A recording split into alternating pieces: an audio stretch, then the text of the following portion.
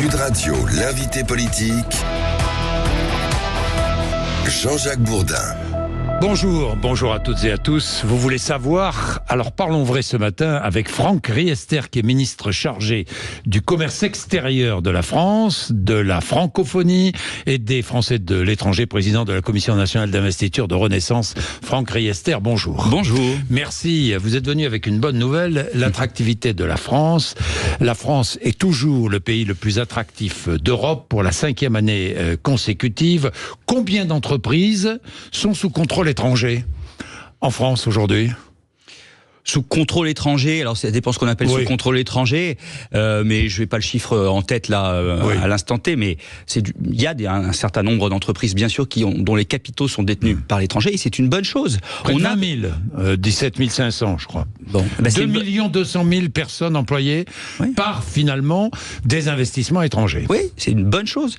C'est une bonne chose que la France accueille des investissements d'entreprises détenues par des capitaux français et aussi par des capitaux étrangers pour créer des emplois, créer une dynamique économique. Vous savez que l'investissement est un des leviers de la croissance. Il y a la consommation, mais aussi l'investissement. Et donc, plus on investit en France, plus ça crée la croissance, plus ça crée des emplois, plus ça crée une dynamique économique qui bénéficie aux entreprises qui sont détenues par les Français. Alors, on a bien sûr des dispositifs de filtrage lorsqu'il s'agit d'investissements qui viennent s'accaparer d'entreprises qui sont stratégiques pour notre pays. Mais globalement, c'est important qu'il y ait des investissements étrangers viennent nourrir la croissance française. Et vous l'avez dit, Jean-Jacques Bourdin, pour la 5e année consécutive, la France accueille le plus grand nombre d'investissements étrangers sur son sol en Europe, devant la Grande-Bretagne, devant l'Allemagne. Je vais vous donner un chiffre plusieurs chiffres qui sont absolument clés. En 2023, il y a eu 3 fois plus d'investissements étrangers dans des usines en France qu'en Grande-Bretagne, 6 fois plus qu'en Allemagne, 9 fois plus qu'en Italie. Mais vous imaginez, pendant des décennies, on a dit que l'Allemagne, c'était le pays qui accueillait le plus d'industrie, qui était la meilleure pour attirer les investissements industriels. Et bien aujourd'hui, c'est la France. Et ça fait 5 ans que ça dure. Et c'est pas le fruit du hasard, Jean-Jacques Bourdin. Sauf qu'il n'y a pas de nouveaux investisseurs, souvent. Souvent, ce sont les mêmes investisseurs qui ont déjà investi en France, qui continuent à investir en France, qui ne sont pas rebutés d'ailleurs par la dette, par les déficits, qui n'inquiètent pas. Pourquoi est-ce que ça n'inquiète pas les étrangers ?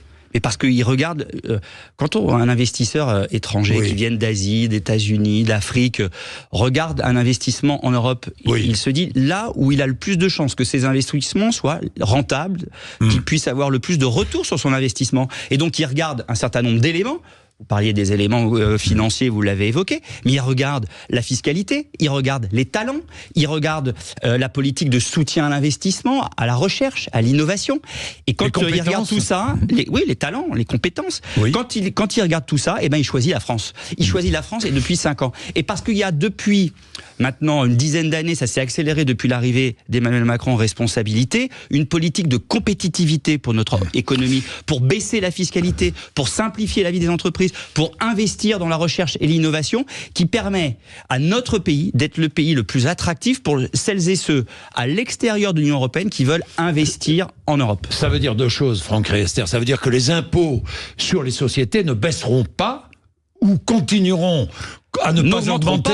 Voilà. Mais attendez, on est passé. Ils baisseront ou pas ces impôts? Vous êtes investisseur. Vous dites, je vais investir dans une usine en France. Vous regardez l'impôt sur les sociétés. Vous dites, le président Macron, c'était à 33%.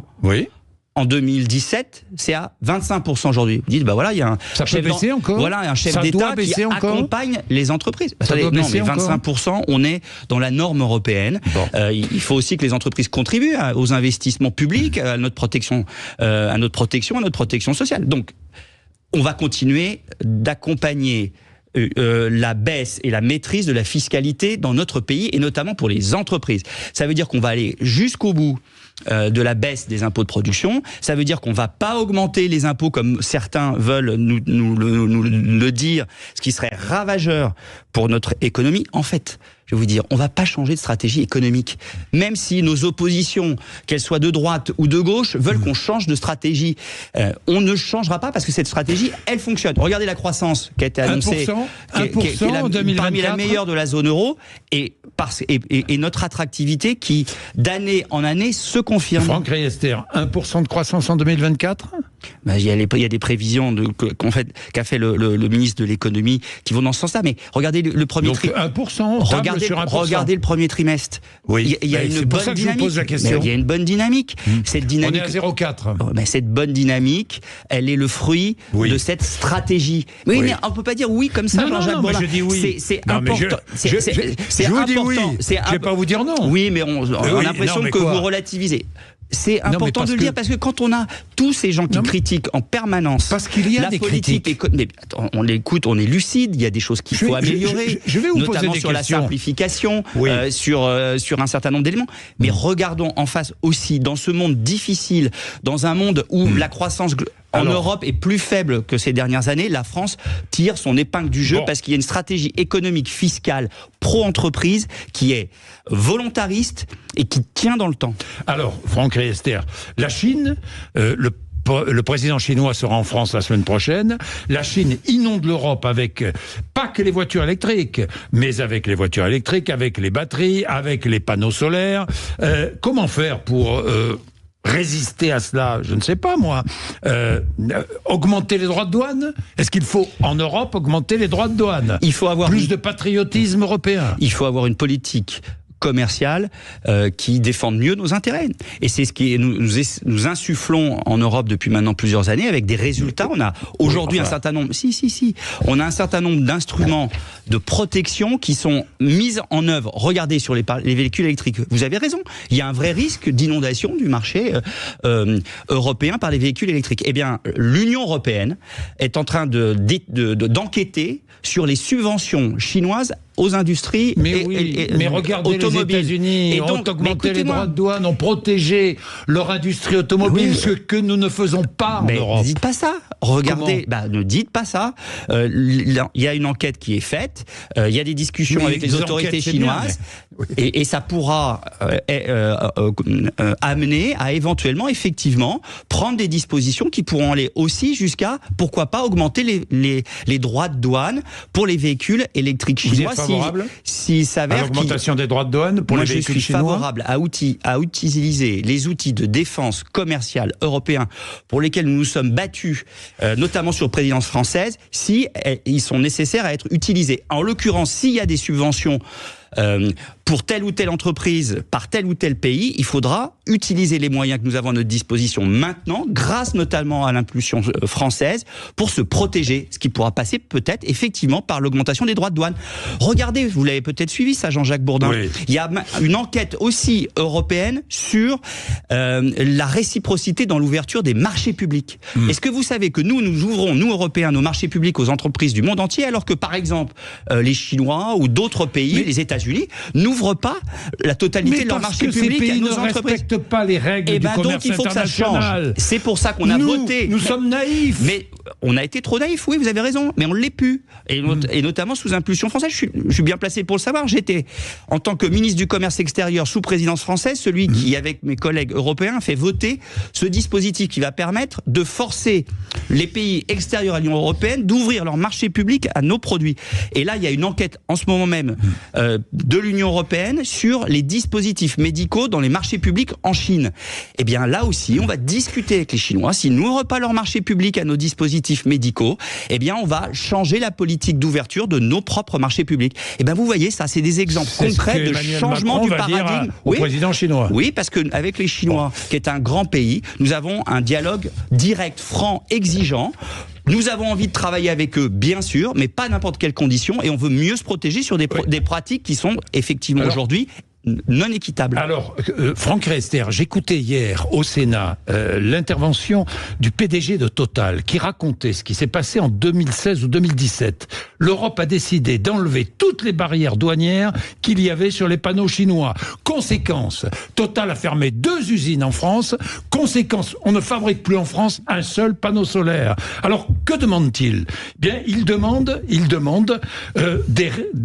des avantages fiscaux, comme aux États-Unis. 30% des panneaux solaires doivent être fabriqués aux États-Unis. C'est parce que les entreprises américaines ont des avantages fiscaux. Pourquoi est-ce qu'on ne fait pas la même chose en France ? On a fait énormément preuve de faiblesse, effectivement, dans ces années-là, face à la Chine. 2016, 2017. Mais bien sûr. Emmanuel Macron était déjà déjà pardon aux affaires.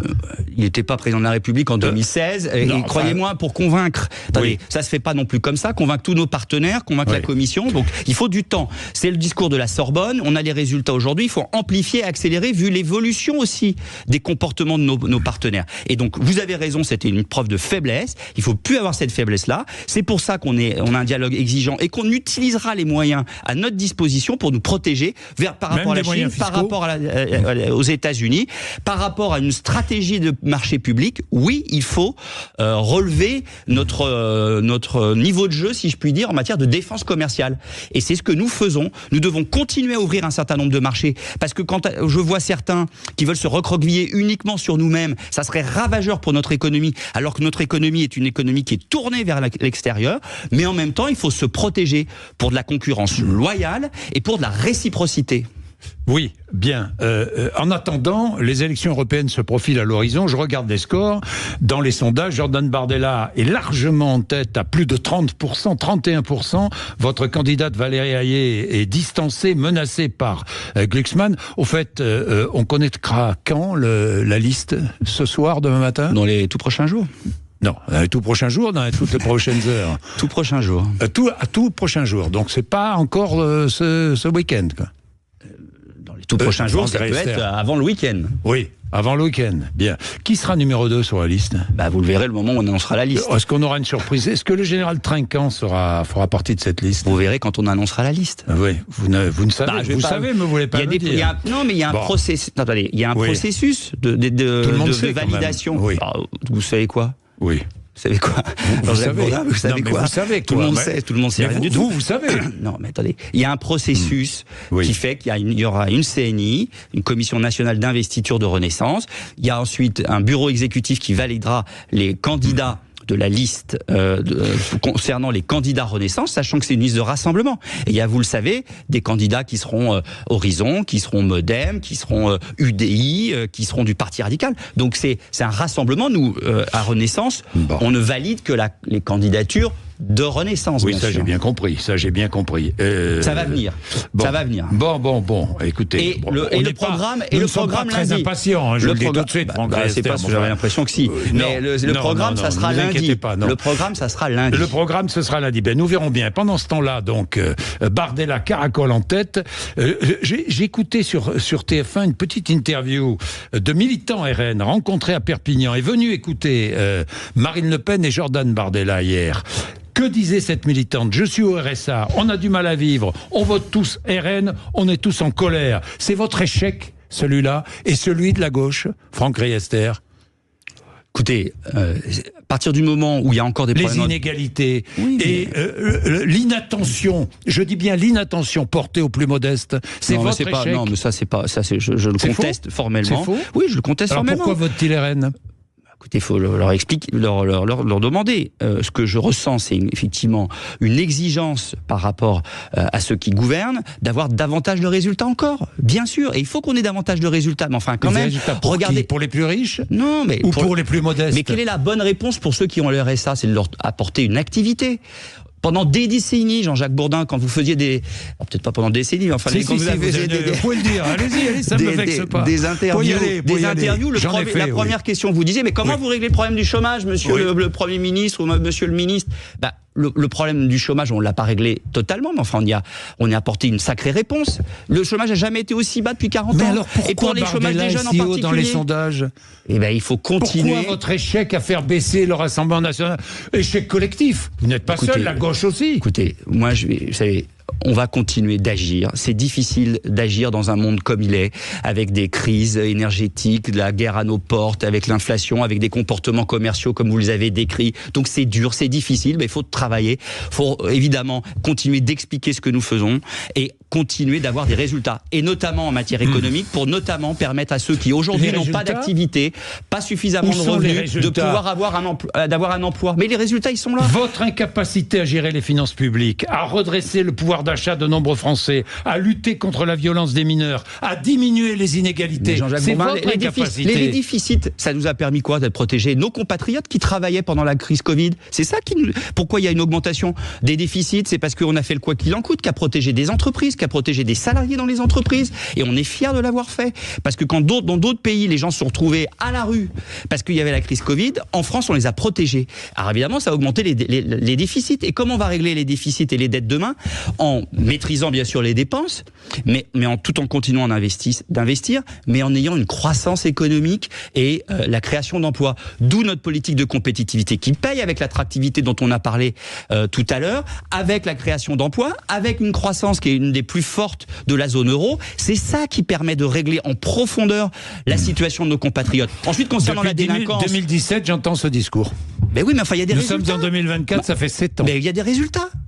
Le chômage n'est peut-être pas le même en 2017 qu'aujourd'hui. La croissance, on était dans les derniers en Europe, on est aujourd'hui dans les premiers. On n'était pas les plus attractifs en matière d'investissement étranger, c'est-à-dire le regard porté sur les investisseurs n'était pas le même. Est-ce que oui, tout ça cela, parle aux Français. Mais bien sûr que ça parle aux Français quand il y a une ouverture dans l'industrie. Dans le quotidien. Mais oui, ça parle quand il y a une industrie. Quand on n'arrive pas à boucler les fins de mois, ça parle. Quand il y a une industrie qui s'ouvre et que son fils ou son petit-fils peut avoir une place dans l'usine qui vient d'être créée, oui, ça parle aux gens. Et que la France se réindustrialise, recrée des emplois industriels, y compris dans les territoires, parce que la plupart, enfin une grande partie des investissements étrangers sont faits dans les territoires, pas dans les grandes métropoles. Ben oui, ça parle aux gens.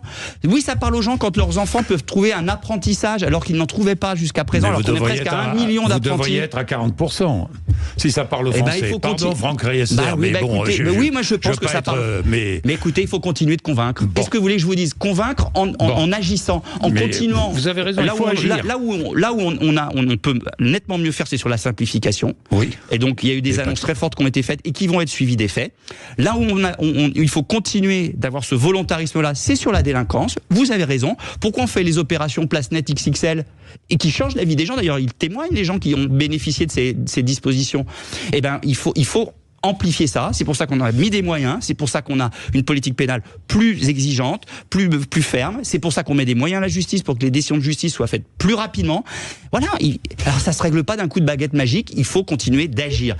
En revanche, les incantations de Monsieur Bardella qui nous dit « Yaka, Faucon », et quand on le met devant ces contradictions, il n'y a plus personne. D'ailleurs, enfin, il daigne débattre avec notre candidate. Il a fallu le pousser dans ses retranchements.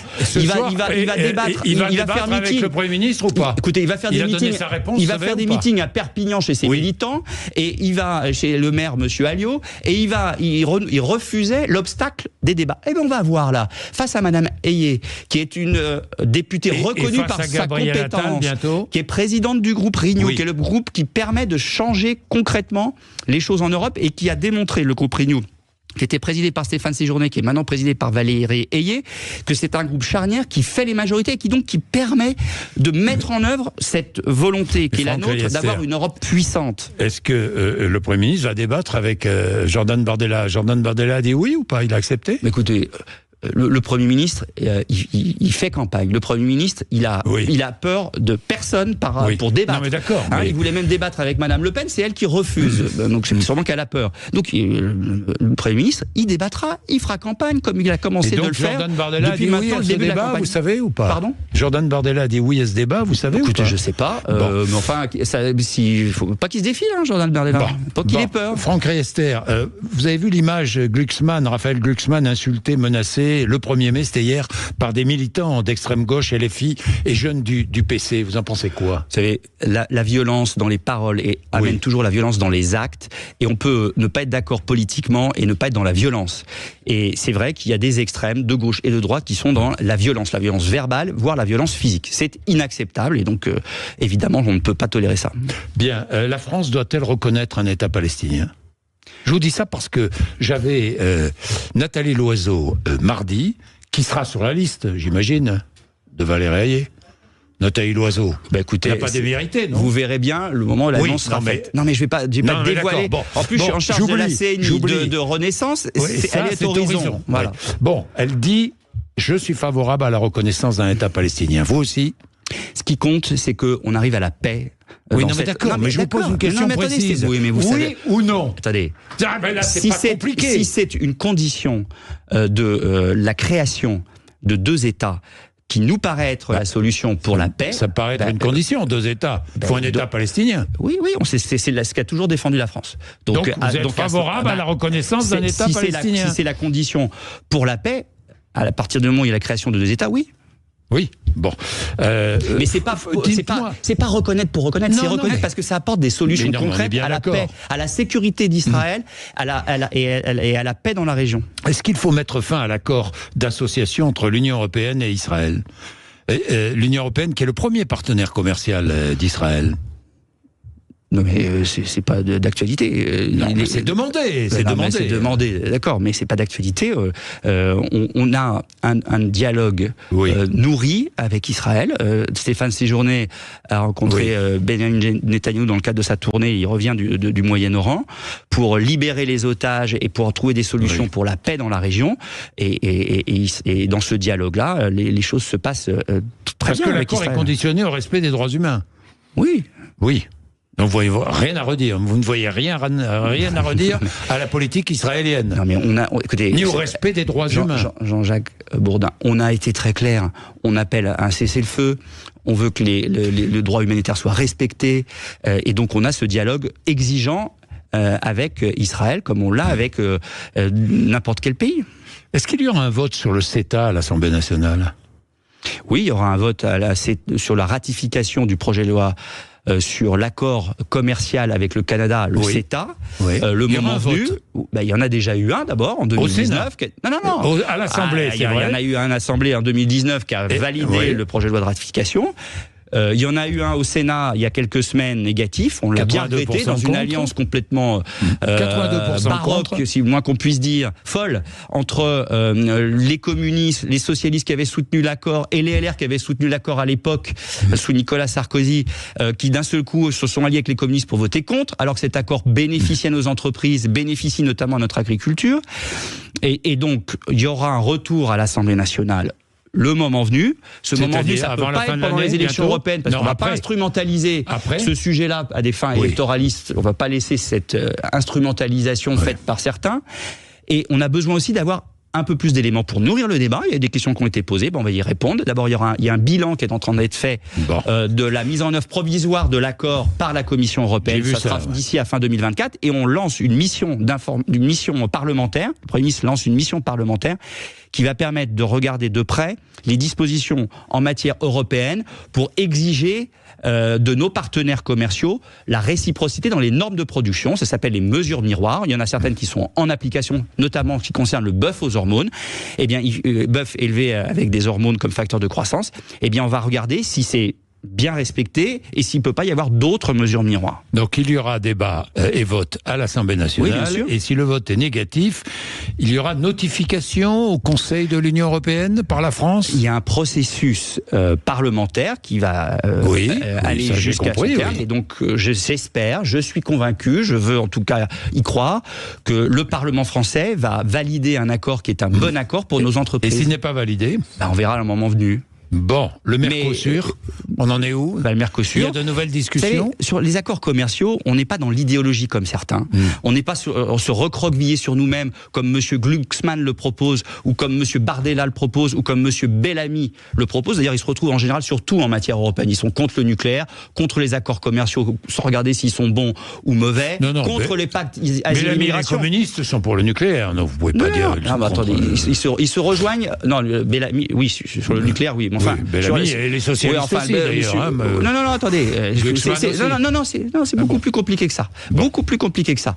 Et donc, ce que je veux dire, c'est que on a aujourd'hui sur ces accords commerciaux, il faut regarder sans idéologie. Il faut regarder, est-ce que c'est un bon accord? Est-ce qu'on va reprendre les discussions sur le Mercosur? Sur l'accord Mercosur, c'est pas un bon accord. Et donc on est défavorable d'une façon très claire. On l'a dit, on l'a répété, le président de la République en tête. Et donc on n'a pas changé d'avis. On n'a pas changé d'avis.